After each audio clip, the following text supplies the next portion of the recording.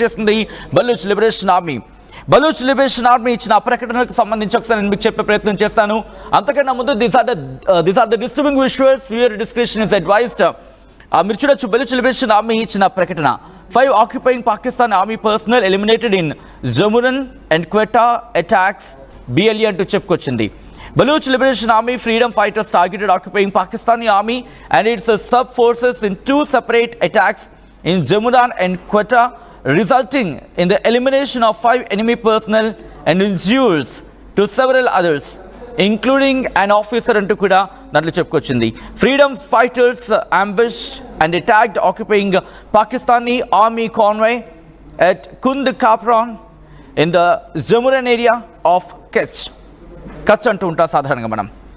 2 enemy vehicles came under attack, one of which was completely destroyed. As a result of the attack, 5 personnel were eliminated on the spot and several others were injured. Similarly, on Monday, BLA freedom fighters targeted a police vehicle near Bakra Mandi on the eastern bypass of Quetta in grenade attack. SHO Nurullah and other personnel were injured in the attack.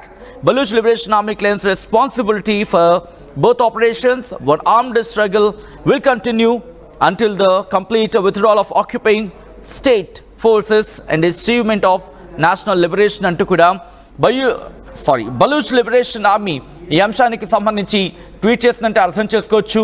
Baloch liberation army దెబ్బ మీద దెబ్బతీస్తోంది పాకిస్తాన్ను. Updates తెలుసుకునే ప్రయత్నం చేద్దాం. మా ప్రతినిధి Madhu updates అందించేందుకు సిద్ధంగా ఉన్నారు. Madhu, okay, all right. ఆ విజువల్ మీరు చూస్తున్నారు. ఇటు బలూచ్ లిబరేషన్ ఆర్మీ దాడికి సంబంధించి ఆ విజువల్ని ఇన్ఫాక్ట్ ఆ విజువల్స్తో పాటు దాడికి సంబంధించి ఆ డీటెయిల్స్ని వెలువరించే ప్రయత్నం చేస్తుంది. Freedom fighters ambushed and attacked occupying Pakistan army convoy at Kund Kapran in Jammuran area of Kutch.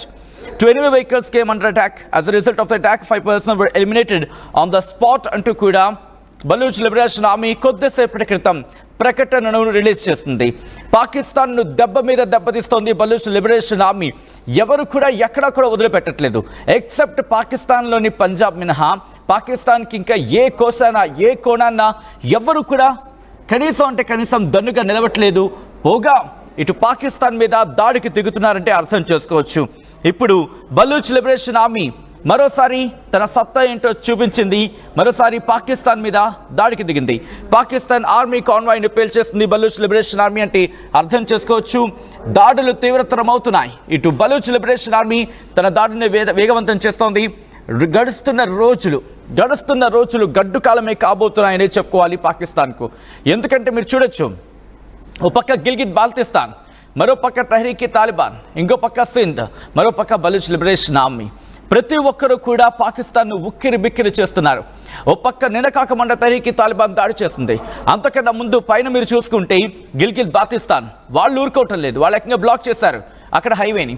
కింద చూసుకుంటే బలూచ్ లిబరేషన్ ఆర్మీ వీళ్ళకున్న 2 పోర్టులు, ఒకటి కరాచీ, రెండోది గ్వాదర్ని బలూచ్ లిబరేషన్ ఆర్మీ అక్కడ పట్టు బిగించే ప్రయత్నం చేస్తోంది. ఇటువైపు కరాచీలో సింధు పట్టు బిగించే ప్రయత్నం చేస్తున్నారు.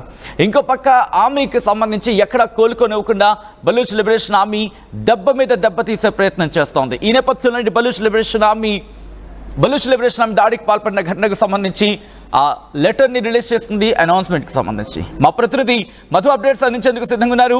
మధు, ఈ దాడిని ఎలా చూడాలి? మొదటి నుంచి పాకిస్తాన్ పైన పైచేయి సాధిస్తూ పోతా ఉంది బలూచిస్తాన్ లిబరేషన్ ఆర్మీ.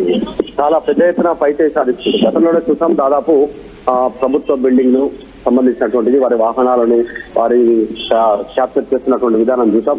ఇప్పుడు మళ్ళీ 5 పాకిస్తాన్ సంబంధించిన ఆర్మీ సైనికులని చంపినట్టుగా క్లెయిమ్ చేస్తా ఉన్నారు. పాకిస్తాన్ సైన్యమే లక్ష్యంగా జమురాన్, క్వెట్టాలో వీళ్ళే దాడులు చేసుకుంటూ ముందుకు పోతా ఉంది. చాలా సీరియస్ గా పోతా ఉన్నారు. వీళ్ళు స్వతంత్ర ప్రతిపత్తి కావాలనేటువంటి డిమాండ్ తో పోతా ఉన్నారు. పాకిస్తాన్ తో మేము ఉండం, పాకిస్తాన్ తో మీతో కలిసి ఉండేది లేదు అనేటువంటి డిమాండ్ చేస్తా ఉన్నారు.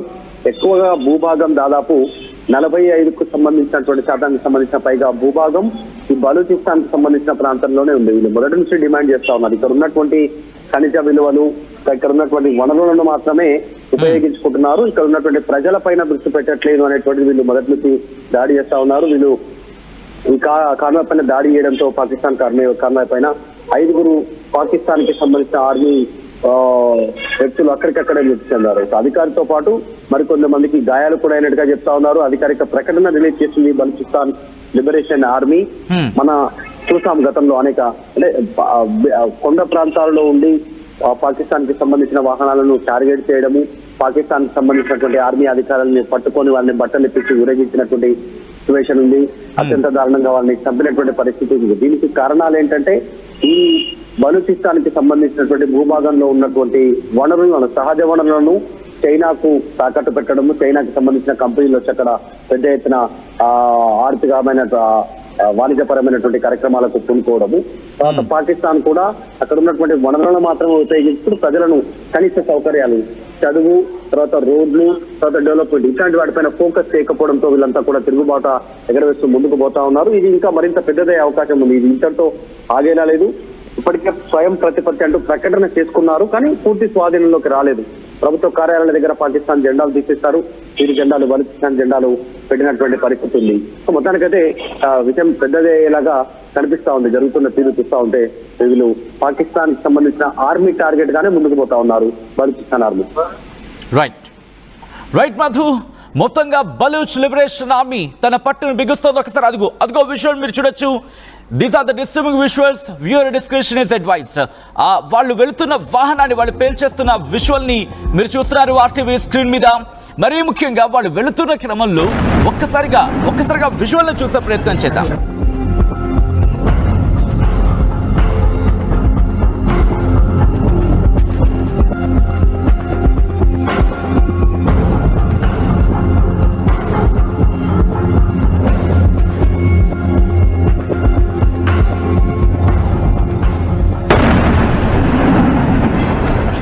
విజువల్స్ మీరు చూస్తున్నారు. ప్రస్తుతం అక్కడ ఎటువంటి పరిస్థితి ఉంది అనేది ఇది ఆర్టీవీకి సంబంధించి ఆర్టీవీ అందరికైనా ముందుగా మీ ముందుంచే ప్రయత్నం చేస్తోంది.